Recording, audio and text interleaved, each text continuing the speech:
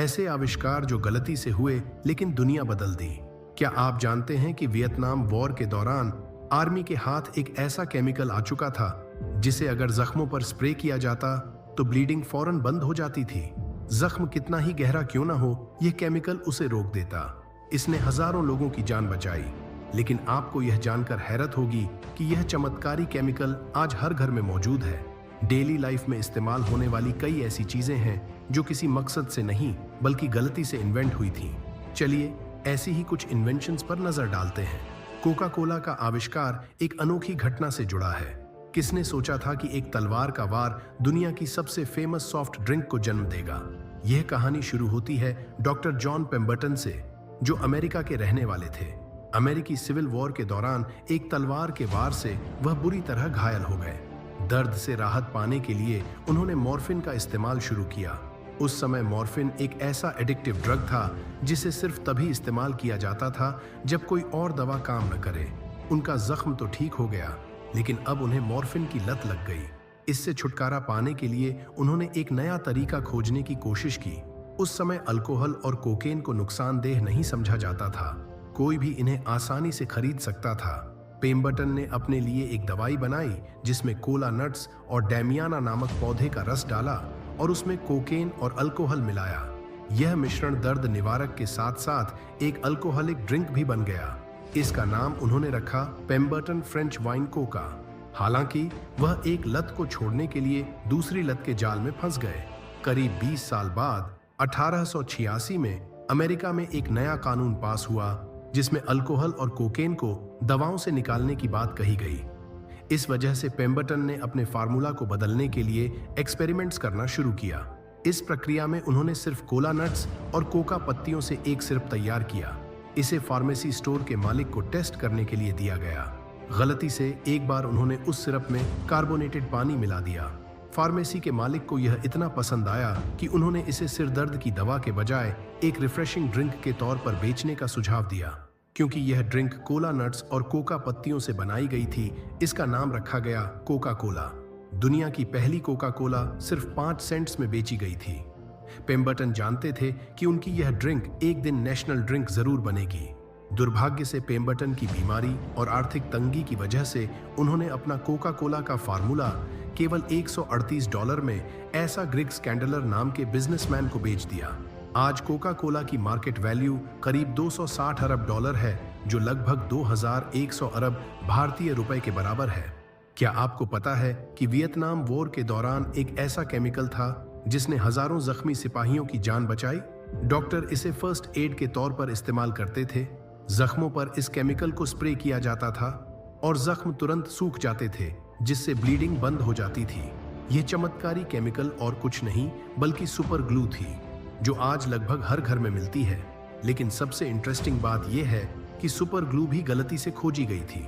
World war 2 के दौरान soldiers को सबसे बड़ी समस्या यह थी कि उनकी गन से फायर करते समय निशाना सही जगह पर नहीं लगता था।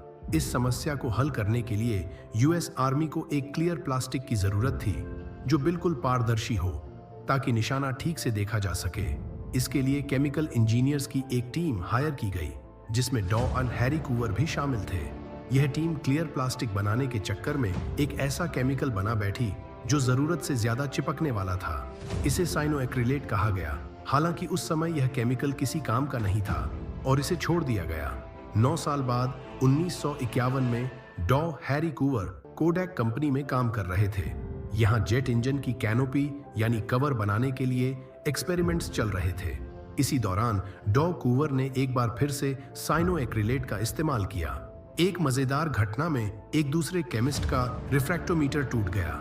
डॉ कूवर को तुरंत याद आया कि उनके पास इसका समाधान पहले से मौजूद है। साइनोएक्रिलेट उन्होंने पाया कि इस केमिकल को इस्तेमाल करने के लिए न तो हीट की जरूरत थी, न ही किसी अतिरिक्त दबाव की। यह केमिकल खुद ब खुद चीजों को चिपका सकता था।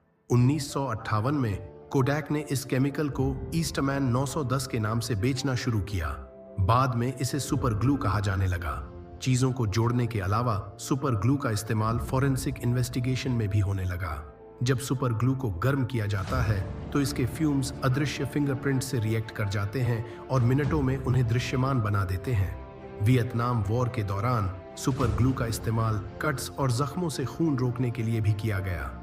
डॉक्टर इसे जख्मों पर स्प्रे करते थे, जिससे ब्लीडिंग तुरंत बंद हो जाती थी। यह वॉर के दौरान एक अस्थायी फर्स्ट एड के तौर पर इस्तेमाल होता रहा। हालांकि इसे घर पर ट्राई करने की कोशिश न करें, क्योंकि यह प्रोफेशनल सुपरविजन में ही सुरक्षित है। ब्लड प्रेशर चेक करना हो, बच्चों के शूज को टाइट करना हो, या मोबाइल और लैपटॉप के चार्जर की वायर को लपेटकर बंद रखना हो, हर घर में हुक एंड लूप टेप का इस्तेमाल जरूर होता है। इसे आमतौर पर वेल्क्रो के नाम से जाना जाता है। लेकिन क्या आपको पता है कि वेल्क्रो की खोज का विचार एक बेहद साधारण घटना से आया था? साल 1941 में जॉर्ज डी मेस्ट्रल, जो एक इलेक्ट्रिकल इंजीनियर थे, अपने कुत्ते के साथ एल्प्स के पहाड़ों पर हाइकिंग के लिए निकले थे। वॉक के दौरान बर्डॉक प्लांट के सीड्स बार बार उनके कपड़ों, सॉक्स और कुत्ते की फर पर चिपक रहे थे। जॉर्ज ने गौर किया कि ये बीज सिर्फ हल्के से टच पर भी चिपक जाते हैं। वह इन सीड्स को अपने साथ घर ले गए और माइक्रोस्कोप से उनका अध्ययन किया। माइक्रोस्कोप में देखने पर उन्होंने पाया कि इन बीजों के कांटों की टिप एक हुक की तरह बनी हुई है, जो कपड़ों पर मौजूद छोटे छोटे लूप्स में फंस जाती है। यह प्लांट कुदरती तौर पर ऐसा बना है जिससे यह अपने बीजों को पास से गुजरने वाले जानवरों के जरिए दूर दूर तक फैला सकता है। जॉर्ज डी मेस्ट्रल को यह प्रक्रिया बेहद हैरान करने वाली लगी। उन्होंने सोचा कि इस नेचुरल डिजाइन का उपयोग करके कुछ उपयोगी चीज बनाई जा सकती है। जॉर्ज ने इस विचार पर काम करना शुरू किया और इसे हुक एंड लूप सिस्टम के रूप में विकसित किया। 1955 में उन्होंने इस आविष्कार को सार्वजनिक किया और अपने नाम से इसे रजिस्टर भी करवा लिया। हुक एंड लूप टेप दो हिस्सों में आती है। एक टेप में केवल हुक्स होते हैं, दूसरी टेप में नायलॉन के लूप्स बने होते हैं। जब ये दोनों हिस्से आपस में संपर्क करते हैं तो ये उसी तरह चिपक जाते हैं जैसे बर्डॉक सीड्स कपड़ों पर चिपकते हैं। आज वेल्क्रो 7 देशों में बनाया जाता है और इस कंपनी में करीब 2500 लोग काम करते हैं। यह आविष्कार हमारी रोजमर्रा की जिंदगी में बेहद उपयोगी साबित हुआ है। वर्ल्ड वॉर 2 से पहले घरों में हीटर की जगह कोयले का इस्तेमाल किया जाता था, लेकिन कोयले के जलने से पूरे घर में काले धुएं की एक परत चिपक जाती थी, जिसे साफ करना बेहद मुश्किल होता था। इसी समस्या को हल करने के लिए प्ले-डो का आविष्कार हुआ। इसे कालिख को हटाने के लिए बनाया गया था, लेकिन वर्ल्ड वॉर 2 के बाद कोयले की जगह नेचुरल गैस का इस्तेमाल हीटर के रूप में किया जाने लगा। इसकी वजह से प्ले-डो का इस्तेमाल धीरे धीरे बंद हो गया। 1950 के दशक में प्ले-डो के इन्वेंटर्स नोआ मैकविकर और जोसेफ मैकविकर को लगा कि उनकी इन्वेंशन अब किसी काम की नहीं रही।